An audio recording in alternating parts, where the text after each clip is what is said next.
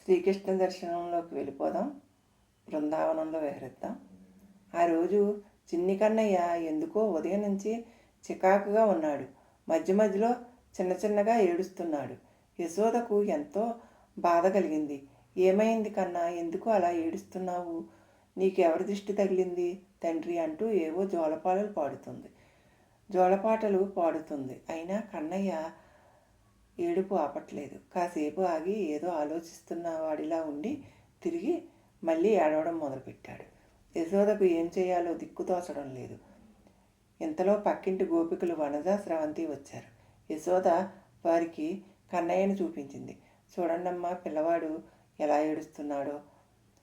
ఎందుకో అర్థం కావట్లేదు, మీరైనా కాస్త సముదాయించండి అని అంది. అప్పుడు వనజ ఉయ్యాల వద్దకు వచ్చి కన్నయ్యను చూస్తూ పాట పాడింది. వనజ కంఠం ఎంతో మధురంగా ఉంటుంది, కానీ ఉయ్యాలలో పిల్లవాడు ఏమాత్రం ఏడుపు ఆపటం లేదు. ఇందాకటి వలె ఏడుస్తూ మధ్య మధ్యలో కాసేపు ఆపి తిరిగి ఏడవసాగాడు. పిల్లవాడికి ఏమైనా పురుగు కుట్టిందేమో అనుకుని యశోద పక్క అంతా తీసి చూసింది. ఎక్కడా ఏమీ కనపడలేదు. కాసేపు భుజం మీద వేసుకుని అటు ఇటు తిప్పింది. కానీ కన్నయ్య ఏడుపు ఆపితేనా అలా ఏడుస్తూనే ఉన్నాడు. ఎత్తుకుంటే ఇంకా ఎక్కువ ఏడుస్తున్నాడు. యశోదకి ఏం చేయాలో పాలుపోవటం లేదు. వచ్చిన రెండవ గోపిక స్రవంతి కూడా ఎంతో చక్కటి జోలపాట పాడింది. అయినా అస్సలు లాభం లేదు. కన్నయ్య ఏమాత్రం ఏడుపు ఆపటం లేదు. ఇంతలో ఎవరో తలుపు కొట్టినట్టు అనిపించి యశోద తలుపు తీసింది. అక్కడ కనపడిన గోపికను చూసి ఎంతో ఆశ్చర్యపోయింది. ఎంత అందం! ఆ అందం చూసిన యశోదకు నోట మాట రాలేదు. ఎవరు ఈమె? మన గోకులంలో ఇంతకుముందు ఎప్పుడూ చూడలేదే. రోజు ఎంతోమంది గోపికలు వచ్చి కన్నయ్యను ఆడించి వెళ్తుంటారు. దాదాపు గోకులంలో ఉన్న ఆడవారందరూ తనకు తెలిసిన వారే. కానీ ఈమెను ఎప్పుడూ చూసినట్లు అనిపించడం లేదు. ఎంతో తేజస్సుతో ఏదో దేవకన్యలాగా ఉంది అనుకుంది. ఆమె అందానికి ముగ్ధురాలై మైమరిచి యశోద ఆమెను లోపలికి రమ్మని అనడం కూడా మర్చిపోయింది. ఇంతలో ఆమెనే చిరునవ్వు నవ్వుతూ, ఏ అమ్మా యశోద, నన్ను కాస్త లోపలికి రానిస్తారా? ఒక్కసారి కన్నయ్యను చూసి వెళదామని వచ్చాను అంది. యశోద, అయ్యో ఎంత భాగ్యం తల్లి, తప్పకుండా రా. కానీ పిల్లవాడు ఉదయం నుంచి ఒక్కటే ఏడుస్తున్నాడు. ఏం చేయాలో అర్థం కావటం లేదు. ఇంతకీ నువ్వు ఎక్కడి నుంచి వచ్చావమ్మా అని అడిగింది. నేను పక్క ఊరి నుంచి వచ్చాను.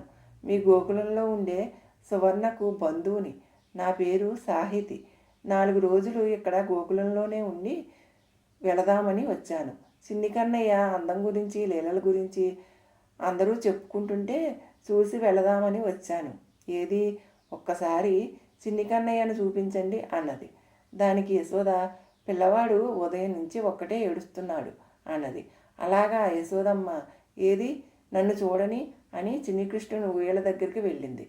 సాహితిని చూసిన కన్నయ్య ఒక క్షణం ఏడుపు ఆపి చిరునవ్వు నవ్వి మళ్ళీ ఆడవడం ప్రారంభించాడు. అప్పుడు సాహితి యశోదమ్మతో, అమ్మ, నేను ఒక జోలపాట పాడదాం అనుకుంటున్నాను, పాడనా అంది. అయ్యో తల్లి, అంతకంటేనా? పిల్లవాడు ఏడుపు మానడమే కదా మనకు కావలసింది అంది. అప్పుడు సాహితి ఎంతో తీయని కంఠంతో చిన్ని చిన్ని పదాలతో చక్కటి జోలపాట పాడింది. సాహితి పాడడం అలా మొదలు పెట్టిందో లేదో ఉయ్యాలలోని చిన్ని కన్నయ్య ఒక్కసారిగా ఏడుపు ఆపేశాడు. సాహితి అలా పాడుతూనే ఉంది. ఆ పాట ఎంత మధురంగా ఉందంటే అది విన్న పక్క ఇళ్లలో ఉన్న గోపకాంతులు అందరూ వచ్చి ముక్కును వేలేసుకుని ఆమె అందాన్ని, ఆమె పాటనే చూసి ఎంతో ఆశ్చర్యపోయారు. ఆహా, ఎవరు ఈమె? ఇంత అందంగా ఉంది, ఇంత గొప్పగా పాడుతుంది. మన గోకులంలో ఇంతటి అందగత్తెను ఎప్పుడూ చూడలేదే అనుకున్నారు. యశోదమ్మ ఇదంతా గమనించి, నా కన్నయ్య ఏడుపు ఆపేశాడు, అంతే చాలు అనుకుంది. సాహితి పాట పాడడం పూర్తి చేసి యశోదమ్మ దగ్గర సెలవు తీసుకుని వెళ్ళిపోయింది.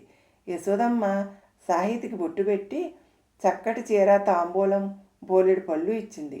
ఇవన్నీ ఎందుకమ్మా అంటే, నువ్వు దేవతలా వచ్చి పాట పాడడంతో నా కన్నయ్య ఏడుపు మానేశాడు కదా, మాకెంత సంతోషం చెప్పు. అప్పుడప్పుడు వస్తూ ఉండు తల్లి అంది. సాహితి యశోద దగ్గర సెలవు తీసుకుని వెళ్ళిపోయింది. సాహితి పాడుతున్నంతసేపు కన్నయ్య ఎంతో అద్భుతంగా నవ్వుతూ ఉన్నాడు. యశోదమ్మ గాబరా తగ్గి ఎంతో సంతోషపడింది. ఇంతకీ ఆ వచ్చిన సాహితి ఎవరో తెలుసా? సాక్షాత్తు చదువుల తల్లి సరస్వతియే. మొన్న పార్వతీదేవి చిన్ని కృష్ణుని చూసి వెళ్ళిన తర్వాత బ్రహ్మలోకానికి వెళ్ళి సరస్వతితో శ్రీమన్నారాయణుల వారు ఇక్కడ గోకులంలో భూలోకంలో గోకులంలో చిన్ని కృష్ణయ్యగా ఎంత ముద్దుగా ఉన్నాడో అని చెప్పింది. ఆ అందం, ఆ తేజస్సు మాటల్లో వర్ణింపలేము అంది. మన నారాయణుడు గోకులంలో కన్నయ్యగా ఎంతో మురిపంగా పెరుగుతున్నాడు. గోపికలు ఒక్కరోజు కూడా కృష్ణయ్యను వదలటం లేదు. కన్నయ్య మురిపెంతో వారందరినీ సమ్మోహనపరుస్తున్నాడు. మరి నారాయణుడు ఆ చిన్ని బాలుడిగా అంత అందంతో ఆడుతుంటే ఎవరికి మాత్రం ముద్దు రాదమ్మా అని పార్వతి సరస్వతితో చెప్పింది. సర్వం శ్రీకృష్ణార్పణమస్తు.